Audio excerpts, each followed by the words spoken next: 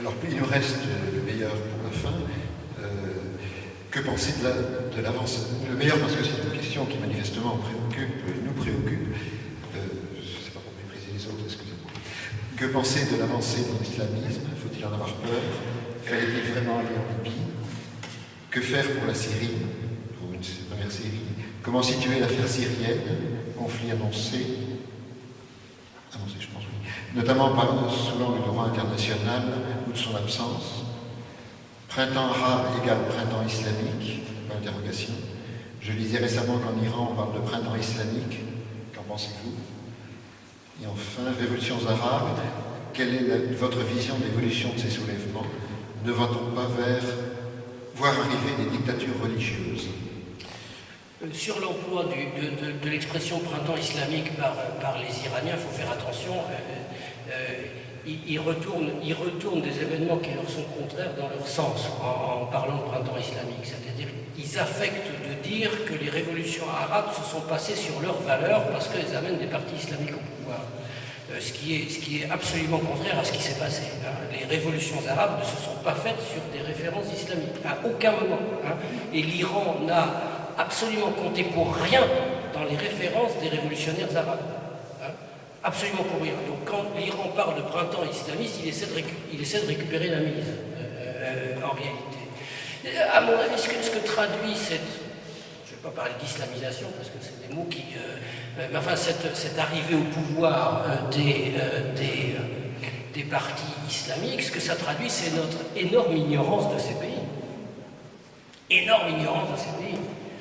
On a découvert, nous autres occidentaux, et en particulier nous autres Français baignés de laïcité, on a découvert qu'aucune société arabe, depuis 60 ans, 70 ans, ne s'était éloignée de sa structure musulmane, de sa détermination musulmane.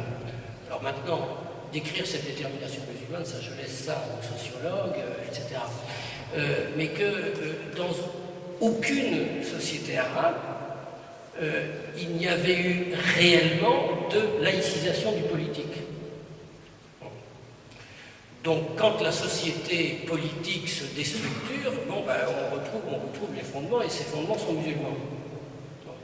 Et il y a une deuxième raison que tout le monde connaît, parce qu'on la lit tous les jours dans les journaux, qui est que l'opposition dans tous les pays arabes était une opposition islamique. Et que tout simplement, les partis islamiques étaient les seuls à être structurés, à être organisés, à être socialement présents dans toutes les régions du pays, une fois encore parce qu'ils s'appuyaient sur un substrat qui exprimait au mieux les références culturelles et les références religieuses de ces sociétés. Moi, j'ai été très frappé, j'ai fait un colloque à Bruxelles à la commission autour du président de la Commission européenne avec des représentants des sociétés civiles, c'était avant les élections, entre les révolutions et les élections, avec des représentants des sociétés civiles de Tunisie, etc. C'était admirable et désespérant, c'est-à-dire que les gens qui venaient là nous parlaient notre langage, c'est-à-dire que c'était des intellectuels occidentaux, totalement séparés de leur société, comme sont complètement séparés de leur société mes amis intellectuels russes, démocrates, qui me renvoient mon propre langage. Bon, mais ces gens étaient évidemment marginaux dans leur société. Les sociétés arabes aujourd'hui ne sont pas ça. Bon. Alors qu'est-ce que ça va donner? J'en sais rien. Des dictatures islamistes, écoutez, les dictatures islamistes, il n'y en a pas eu. Bon, il faut être raisonnable, il n'y en a pas eu beaucoup. Hein. À ma connaissance, il y en a une demi en Iran. J'ai dit une demi parce que le système politique iranien est très compliqué. C'est qu'on ne peut pas dire que ce soit une dictature totale. Et puis il y en a eu une en Afghanistan sous les talibans. là aussi, alors là c'était moins aimable, mais le terme de dictature, ça s'applique assez mal à un État déstructuré comme l'Afghanistan. Enfin bon, on peut dire qu'il y a eu ces deux modèles. Donc le terme de dictature islamiste n'est pas un modèle historique récurrent, de manière contemporaine. Tout ce qu'on peut espérer, c'est que ces partis islamiques, qui sont pour le moment des partis islamiques, j'allais dire plutôt raisonnables, pour le moment, se fondent dans le système politique vaguement démocratique, je dis bien vaguement démocratique, qui est celui qui sort des révolutions arabes. Alors il y a deux points d'interrogation importants. C'est l'Égypte,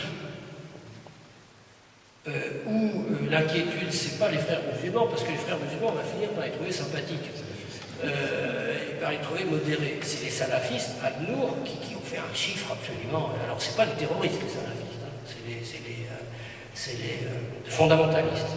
Hein. C'est pas Al-Qaïda. Mais enfin, c'est quand même des gens... on a du mal à jouxter avec l'idée de la démocratie chrétienne et du MRP. Hein. C'est quand même pas exactement la même chose. Donc ça, c'est une interrogation, c'est vraiment une vraie interrogation, parce que n'oubliez pas que l'Égypte, c'est le plus gros pays arabe, c'est le pays qui connaît la situation économique la plus dramatique. Et la deuxième question, c'est quand un parti islamiste est confronté à l'échec, qu'est-ce qu'il fait? Parce qu'ils vont échouer. Enfin, ils vont échouer selon nos critères. Il n'est pas possible qu'aux prochaines élections, ils puissent venir dire « j'ai relevé l'économie, il n'y a plus de jeunes chômeurs, etc. » Ça n'est pas possible. Ça n'est pas possible. Donc ils vont forcément avoir une certaine image d'échec, comme nos dirigeants n'arrivent pas, etc. Les problèmes là-bas sont absolument incommensurablement plus importants que les nôtres, bien entendu. Hein. Il y a des millions de jeunes qui arrivent dans les pays du Maghreb tous les ans sur le marché du travail, absolument sans travail. Des millions. Bon. Donc la grande question, c'est qu'est-ce que font ces partis face à l'hypothèse de l'échec? Et là, il y a deux hypothèses. Moi, j'ai parlé avec des gens qui interprètent l'échec. Soit le bain démocratique font qu'ils passent d'autres styles d'alliance, ils s'en vont, etc. Soit, effectivement, ils se transforment en régime autoritaire. Même si ce n'est pas une dictature, en régime autoritaire. Et ça, on ne sait pas. Et à mon avis, le critère, ça va être l'Égypte. La Tunisie, c'est un pays plus raisonnable, c'est idiot de dire ça, c'est un pays plus maîtrisable, c'est un pays... le Maroc, le système politique n'est pas démocratique, mais enfin, il a plus d'amortisseurs. L'Égypte, c'est vraiment il y a un système politique sans amortisseurs. D'ailleurs, on voit bien ce qui se passe à l'heure actuelle. Personnellement, je crois absolument pas, je finis. Je crois, si vous voulez, je récuse absolument le terme d'islamisation, tous les termes systématiques. Le terme d'islamisation qui consistera à penser que tous les pays arabes et tous les pays dont le système politique bouge sont absolument condamnés à une islamisation grandissante, si je puis dire. Hein. C'est-à-dire, il n'y a plus de dictature, il y a des partis islamistes au pouvoir, et après il y a encore plus de partis islamistes au pouvoir, après ça tourne en dictature, etc. Je ne pense pas du tout que ça se passe comme ça. Je pense que les sociétés arabes sont extrêmement différentes l'une de l'autre, et qu'on va voir. Mais il y a une seule chose qui est extrêmement importante pour nous Européens, c'est que dans aucun des pays arabes nous ne sommes une référence. Nous ne faisons aucune illusion. Les révolutions arabes se sont faites, comme toutes les révolutions, pour le pain et la liberté, si vous rajoutez la dignité. Hein, pain, liberté, dignité, c'est 1789, c'est 1848. Hein. À aucun moment, depuis ces révolutions arabes, l'identification à la démocratie européenne, l'identification aux valeurs européennes, etc., n'est centrale. Les pays du sud de la Méditerranée attendent des Européens, sans y croire, de l'argent. C'est tout. C'est tout. C'est un peu triste pour nous. C'est sans doute la rançon de beaucoup d'errances politiques de notre part aussi. Alors sur la Libye et la Syrie, écoutez, on ne va pas y passer la nuit. Est-ce qu'il fallait aller en Libye? Moi, je ne peux pas répondre à cette question. Si vous me demandez, est-ce que vous pensiez qu'il fallait y aller, je vais peut-être vous décevoir en vous répondant non. Moi, je pensais à l'époque qu'il ne fallait pas y aller. Pour une raison simple, c'est que je pensais que c'était un pari extrêmement dangereux. Nous sommes partis là-bas sans stratégie politique. Nous sommes partis là-bas sans stratégie militaire. Comme ça.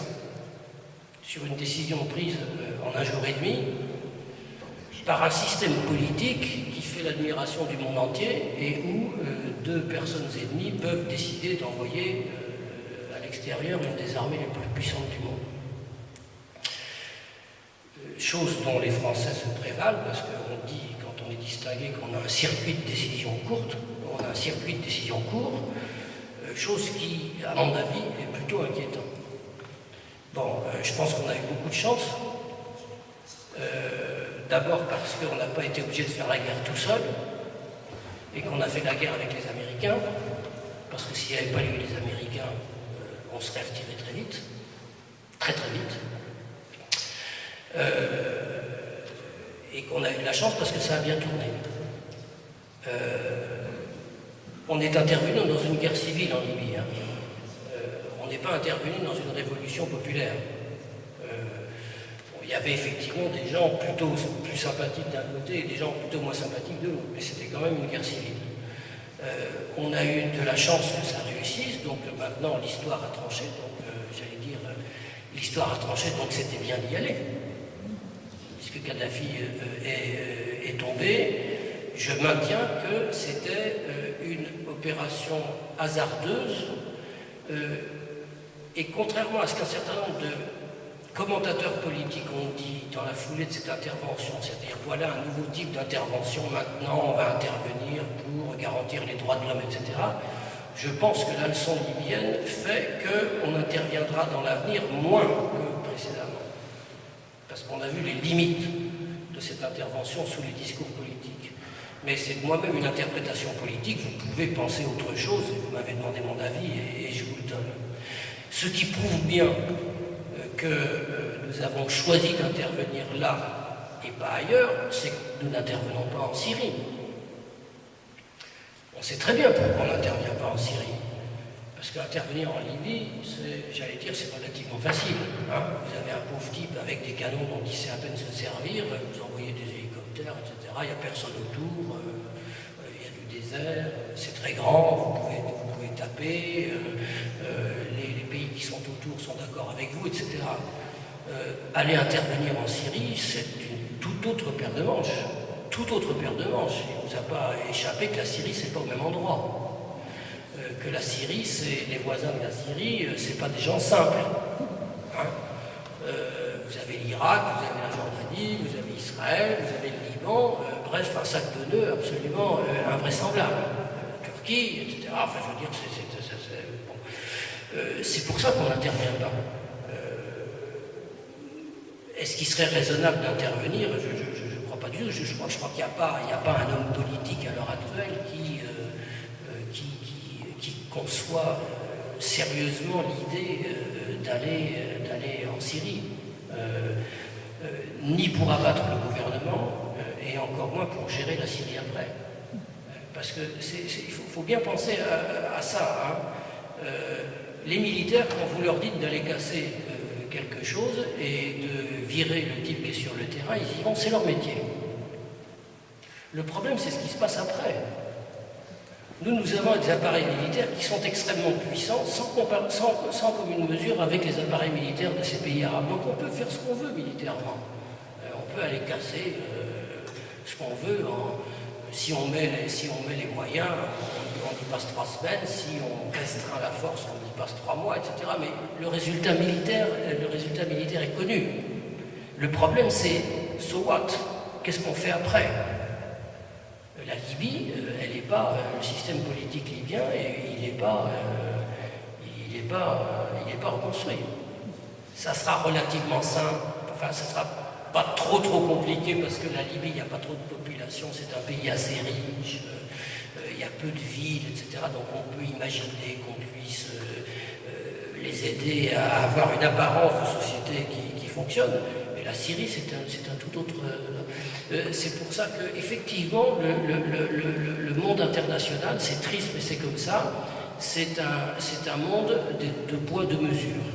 Il ne vous a pas échappé qu'à l'heure actuelle, tous les responsables politiques traduits devant la Cour pénale internationale sont noirs. C'est pas pour ça qu'ils ne sont pas des tyrans affreux, et c'est pas pour ça qu'il ne faut pas leur mettre les flics aux fesses, si je puis dire, et les juges derrière. Mais c'est quand même quelque chose qui devrait nous poser question sur l'universalité du droit et sur l'universalité du droit pénal. Une fois encore, le monde international est un monde non construit. Le droit international n'existe que si les États le veulent. On est dans un monde plus pacifié aujourd'hui parce que la place du droit international et des valeurs universelles dont on parlait tout à l'heure à propos de la Déclaration universelle des droits de l'homme, tout ça, ça occupe une place plus large que par exemple en 1920, donc on a progressé, mais ce n'est pas la peine de penser que le monde est aujourd'hui géré par l'esprit de justice et par le droit. Ça n'est pas le cas. C'est pour ça qu'il faut essayer de progresser dans cette voie. Hein, mais ça n'est pas le cas. Et c'est pour ça qu'on va aider les uns et on ne va pas aider les autres, tout simplement. C'est triste, mais c'est comme ça. Merci.